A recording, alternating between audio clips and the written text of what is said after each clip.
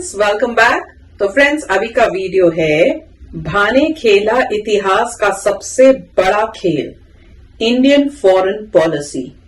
तो friends, video शुरू करके पता करते हैं एग्जैक्टली क्या बात कर रहे हैं। तो वीडियो शुरू करने से पहले यस, अगर आप चैनल पर नए हो और आपने अभी तक सब्सक्राइब नहीं किया तो जल्दी से पहले सब्सक्राइब के बटन और बेल आइकन को क्लिक कर लो ताकि आपको हमारे सारे न्यू वीडियोस के नोटिफिकेशन मिल जाए जैसे हम अपलोड करें। अगर आपको वीडियो पसंद आता है please like and share. And yes friends, हमारा दूसरा अकाउंट ट्विटर और इंस्टाग्राम सबकी डिटेल्स है डिस्क्रिप्शन बॉक्स में, तो उनको भी सब्सक्राइब और फॉलो कर लेना। चलिए शुरू करते हैं।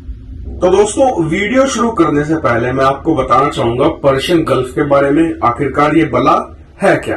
तो देखिए, ये रहा हमारा भारत। अगर भारत से आप थोड़ा सा पश्चिम में चलेंगे तो आपको मिलेगा अरेबियन सी, और अरेबियन सी से चलते हुए गल्फ ऑफ ओमान आएगा और फिर आएगा पर्शियन गल्फ। ये इतना इंपॉर्टेंट है क्यों? देखिए, ये इंपॉर्टेंट है तेल की वजह से, क्योंकि दुनिया भर की जितना भी तेल की सप्लाई होती है उसमें से करीबन 45% इसी पर्शियन गल्फ से होकर जाता है। और वहीं भारत की बात करें तो भारत का लगभग सारा तेल इसी पर्शियन गल्फ से होकर जाता है, क्योंकि जो ईरान की ऑयल सप्लाई है वो भी इसी के जरिए होती है, सऊदी अरब की होती है, कुवैत की होती है, इराक और यहाँ तक कि यूएई और कतर की भी जो ऑयल सप्लाईज है, गैस सप्लाईज है, वो इसी से होकर जाती है। ऐसे में ये इलाका बहुत ही हैवीली मिलिटराइज भी रहता है, क्योंकि दो बहुत ही महत्वपूर्ण देश सऊदी और ईरान, जिन्हें एक दूसरे का दुश्मन माना जाता है, उसके बीच की एक तरीके से बॉर्डर भी यही है। ऐसे में ये इलाका हर समय बहुत ही ज्यादा हैवी मिलिटराइज रहता है। यहाँ पर आपको पश्चिमी देशों की सेना मिलेगी, जैसे कि यहाँ पर आपको ब्रिटेन की सेना मिलेगी, अमेरिकी सेना मिलेगी, फ्रांसीसी सेना मिलेगी और तमाम यूरोपियन देशों की सेना यहाँ पर तैनात रहती हैं, ताकि पूरी दुनिया की जो ऑयल सप्लाई चेन है वो सुरक्षित रह सके। तो अब आखिरकार ऐसा क्या हुआ है जिसने बवाल काट दिया है पूरे पर्शियन गल्फ में, और खास करके मिडिल ईस्ट में बहुत ज्यादा बवाल मचा हुआ है? भारत ने ऐसा कर क्या दिया है? अब मैं आपको डिटेल से बताता हूँ। देखिए, आपको याद होगा अब से एक हफ्ता पहले मैंने आपको एक वीडियो बनाकर बताया था कि रशिया और ईरान मिलकर इसी पर्शियन गल्फ के पास में एक बड़ा युद्धाभ्यास करने वाले थे। इसमें चीन को भी शामिल होना था, इसमें भारत को भी शामिल पर भारत ने तो मना कर दिया। लेकिन ऐन समय पर भारत ने इस युद्धाभ्यास से अपने आप को अलग कर लिया था, जो अपने आप में उस समय बड़ी बात मानी गई थी कि भारत ने यहाँ पर रशिया का कोई प्रपोजल था उसे ठुकरा दिया है। लेकिन अब खबर ये निकलकर सामने आई है कि भारत यहाँ पर पर्शियन गल्फ में एक बहुत ही ज्यादा बड़े युद्धाभ्यास में भाग लेने जा रहा है। लेकिन ये युद्धाभ्यास ना तो रशिया ऑर्गेनाइज करा रहा है ना ही ईरान। ये है ईरान रशिया की एंटी पार्टी, यानी कि अमेरिका, सऊदी अरेबिया और यूएई। जी हाँ, 10 देश मिलकर इस युद्धाभ्यास को कर रहे हैं। और ये एक एयर ड्रिल जब बताया जा रहा है कि इसमें भारत वायुसेना भी भेज रहा है। इसमें 6 सुखोई लड़ाकू विमान भारत भेजेगा, और साथ ही इससे भारत सीधे सीधे जो पर्शियन गल्फ की जो पॉलिटिक्स है वहां पर सीधे ही एंटर हो गया है। और भारत ने यह भी शो कर दिया है अब कि अगर यहां पर से पर्शियन गल्फ से अमेरिका और पश्चिमी देश निकलना चाहते हैं तो भारत इस पर्शियन गल्फ की जिम्मेदारी उठाने को भी तैयार है। अब आप कहेंगे कि जी अमेरिका क्यों निकलेगा इस क्षेत्र से? उसका कारण यह है कि अमेरिका और पश्चिमी देश अभी तक यहां पर सिर्फ इसलिए टिके हुए थे कि उन्हें चाहिए था तेल। लेकिन अमेरिका में आज की तारीख में ऑयल सरप्लस में है, यानी कि जितना उन्हें चाहिए उससे ज्यादा हो रहा है।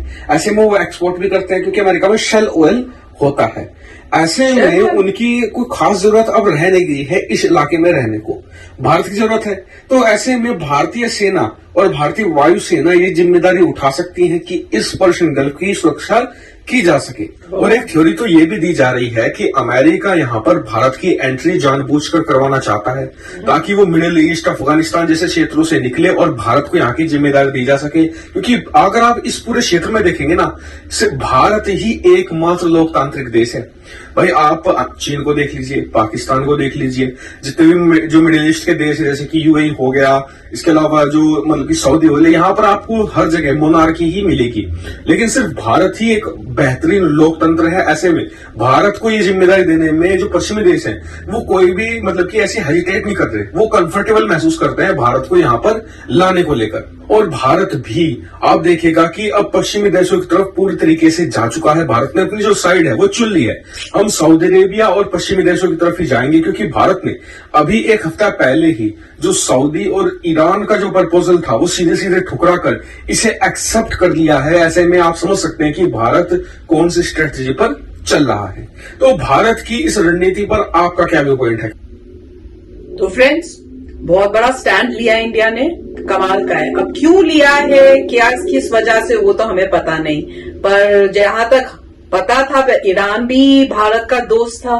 पर अब उन्होंने, अब जैसे बताया इस न्यूज के अंदर, कि पहले जब वहां पे मिलिट्री एक्सरसाइजेस हो रही थी जिसमें चाइना और रशिया भी इन्वॉल्व थे, तो भारत ने मना कर दिया था। वो न्यूज तो हमने भी सुनी थी। पर आप कह रहे हैं कि अब जो नया है कि उससे भी बड़ा जो कर रहे थे मिलिट्री एक्सरसाइज, उससे बड़ी मिलिट्री एक्सरसाइज होने वाली है। पर वो किसकी होने वाली है? वो ओपोनेंट जो दूसरा ग्रुप है उसकी होने वाली है, जिसमें सऊदी अरेबिया और यूएसए और ये सब है। उसमें इंडिया ने पार्टिसिपेट करने के लिए हाँ कर दी। और मेरे ख्याल से कह रहे हैं शायद तीन जो है हमारे इंडियन एयरफोर्स के जो एयरक्राफ्ट्स हैं वो भी पार्टिसिपेट कर रहे हैं। 6 शायद उन्होंने बोले थे।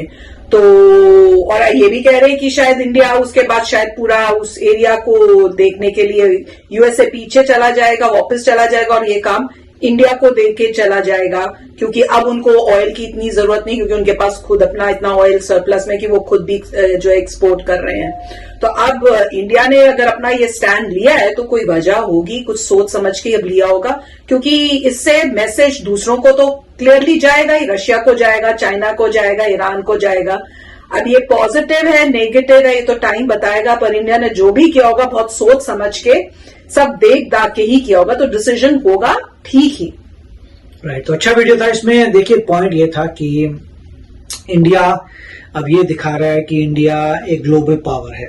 ठीक है, इंडिया कह रहा है कि उस एरिया में हम ओके हैं कंट्रोल करने में। इंडिया जो है फ्रेंड है ईरान का और सऊदी अरेबिया का भी। तो सऊदी अरेबिया को ये फायदा है कि चलो फ्रेंडली नेशन आ रहा है, ईरान भी अगर फ्रेंडली नेशन आ रहा है तो दोनों के लिए जो फ्रेंडली नेशन है वो आ रहा है। अगर यूएस था तो यूएस ईरान के साथ बड़ी प्रॉब्लम थी और यूएस सऊदी अरेबिया के साथ जा रहा था मिस्टर ट्रंप के अंडर।